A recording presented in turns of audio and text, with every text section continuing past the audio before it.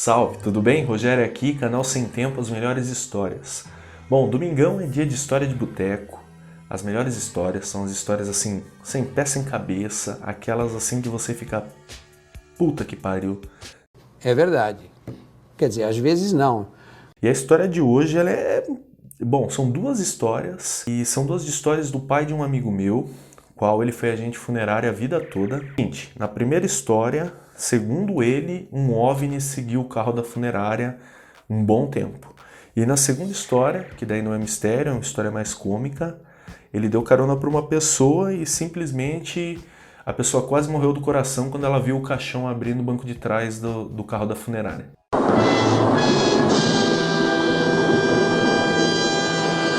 Beleza? Bom, já se inscreva, aperta o sininho, faz os comentários, ajuda o canal a crescer, compartilha o vídeo com os amigos. Muito obrigado aos novos inscritos e bora para a história.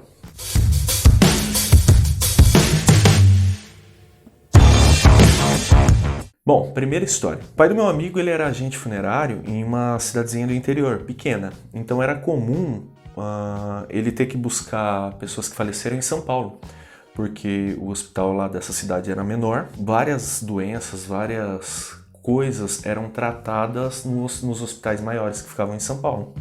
E a cidade não é tão próxima, mas também não é tão longe de São Paulo. Então, praticamente toda semana ele saía da cidadezinha e ia buscar alguém lá num dos hospitais em São Paulo. E aí aconteceram várias coisas.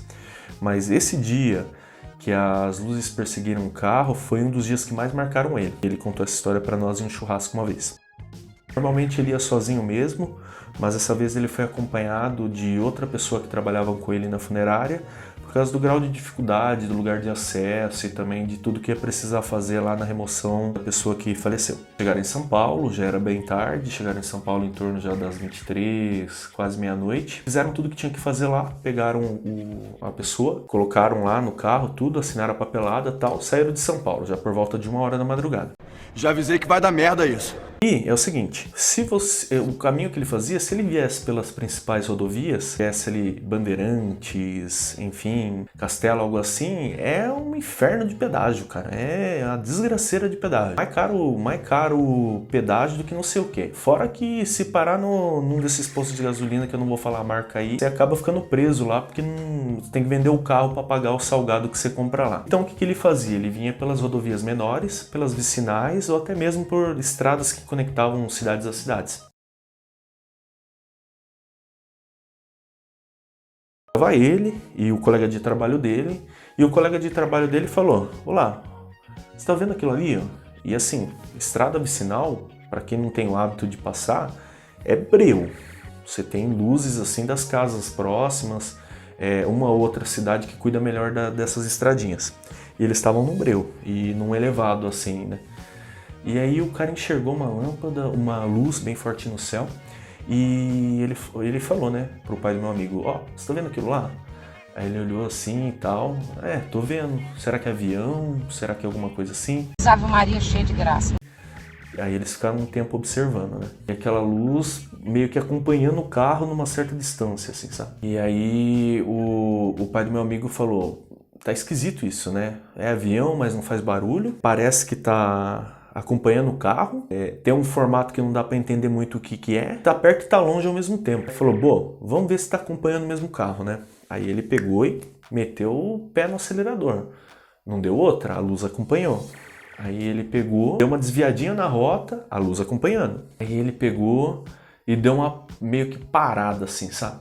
Ele parou para ver o que acontecia. O negócio continuou. Segundo ele, fez uma manobra absurda. Aí eles conseguiram ver que era uma luz oval e que era alguma coisa assim que incandescente, sabe? E que era uma luz branca e azulada ao mesmo tempo, e que o objeto ele não andava sempre em linha reta, ele fazia movimentos mais ou menos assim.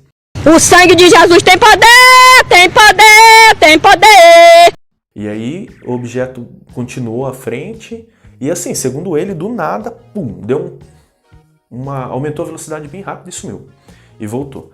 Aí eles pegaram, naquela época lá, O celular era tijolão. Tô falando isso daí início de anos 2000, final de anos 90. Pegaram e beleza, né? Esquisito, né? De trabalho do pai do meu amigo começou a falar, meu, estranho isso, não é avião, o avião não anda desse jeito, não é nada que pareça com algo que eu conheça, não. Você bota fé em disco voador, essas paradas assim? Meu amigo já tinha tido outras experiências de ver algumas coisas esquisitas. Ele falou, olha, não duvido, não acredito, mas também não duvido. E sei lá, aí eles saíram do acostamento e meteram bala de novo. Aí, segundo eles, um pouco mais à frente, quando eles já estavam voltando por um trecho onde eles tinham que estar na rodovia principal, eles sentiram uma luz bem forte, como se fosse um caminhão na costa deles. E era o objeto de novo. Aí, deu um cagaço neles e eles meio que assim, não tem o que fazer. Não mereço isso. Não tem o que fazer. Esses caras, seja lá o que for, esses bichos aí, essas pessoas aí vão tentar pegar nós. E aí eles meteram o pau. Aí eles correram assim. E quando a luz foi se aproximando assim, segundo ele, o que salvou é que um outro carro veio de encontro, saiu de uma das estradas de terra de uma das fazendas próximas, saiu de encontro com eles e o farol do outro carro bateu de frente. Quando o farol do outro carro bateu de frente, quando aquela luz já estava bem em cima deles assim, se fosse um disco voador mesmo, ia abduzir eles, a luz do carro de frente veio forte. E era um carro, uma picape, uma SUV, algo assim, a luz era forte, um pouco mais alta. Então a luz veio de frente e a luz que estava atrás só fez isso aqui, subiu, e mais nada. Glória a Deus. E aí nessa, os dois já, sem perspectiva nenhuma assim, nessa eles passaram por esse carro que vinha de encontro e aí eles perguntaram, né, pro cara, você conseguiu ver o que estava atrás de nós? Aí o cara que estava no carro da frente falou, olha, parecia um farol de caminhão, mas o bagulho subiu para cima igual um jato, fez assim igual um foguete. Aí ninguém entendeu nada. Eu sei que eles voltaram para a rodovia, o cara que estava vindo de encontro com eles foi atrás deles, também não foi pela estradinha de terra, eles entraram lá e boa, nunca mais. Aí, segundo ele, muito tempo depois, uma estrada meio que perto daquela região onde ele estava ali, ele parou num posto de gasolina, trocar uma ideia com o pessoal lá, e segundo o cara desse posto de gasolina, quando ele contou essa história, eles chamavam aquela luz de aparelho. E é engraçado porque quando eu fiz a faculdade, tinha um amigo meu que veio do Maranhão, e ele contava umas histórias de disco voador, e lá eles também chamavam o disco voador de aparelho, se é que é disco voador, sei lá o que é, enfim. E aí o cara falou que aquele aparelho aparecia de vez em quando e sumia com o bicho. Então, que era meio que normal na região deles, que se você pesquisar ali, tanto na região deles, que é próximo de São Miguel Arcanjo, Sorocaba, próximo de Piedade ali, quanto também no litoral do estado de São Paulo, é normal pessoas escrevendo esse tipo de incidente.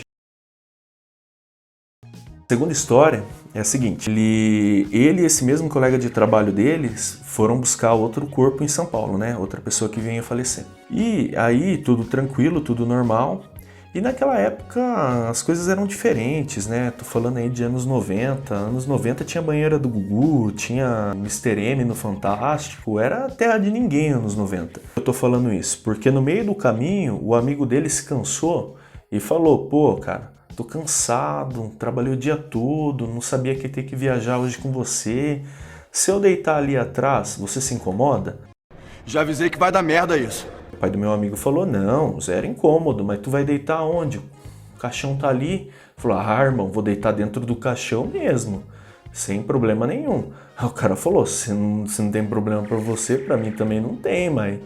Enfim, deita lá então. E aí o cara fez isso. Aí já se aproximando de São Paulo, em uma daquelas... aquelas cidades que já parece São Paulo, mas ainda não é São Paulo, o grande ABC ali, tava chovendo muito. E não era tão tarde assim, mas já era tarde. Era aquele horário padrão ali das 10, 9 horas da noite. E o que aconteceu? Ele tava passando na frente de uma escola, ele viu que tinha um pessoal, uma faculdade, uma escola, algo assim. Era um caminho que ele sempre fazia, porque ele sempre ia para os mesmos hospitais e tal. E ele viu que tinha um moleque assim num ponto de ônibus e chuva caindo. chuva caindo. E o moleque tava lá, o ponto de ônibus naquele estado, né, tudo quebrado, e o moleque tomando chuva. Aí ele parou o carro da funerária do lado ali e perguntou pro estudante, né? Pô, cara, você não quer uma carona? Pra que lado tu vai, né? Vou te ajudar aí. Aí o menino falou, pô, se não tiver problema pelo senhor, eu vou aceitar sim. Esse é o tal do mula. Aí o menino entrou no carro, beleza, e tá lá, eles indo pro hospital, de boa, né? Aí quando eles estavam parando próximo da avenida, para poder deixar o menino num lugar adequado, e o menino estava um pouco incomodado de estar dentro de um carro de funerária, enfim.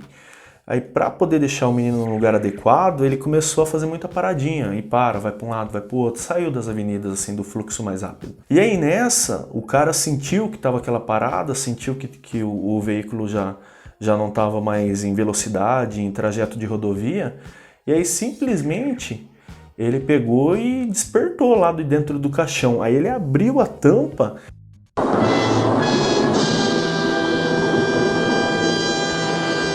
e saiu para fora. No que ele saiu para fora perguntando, ô Zé, já estamos perto?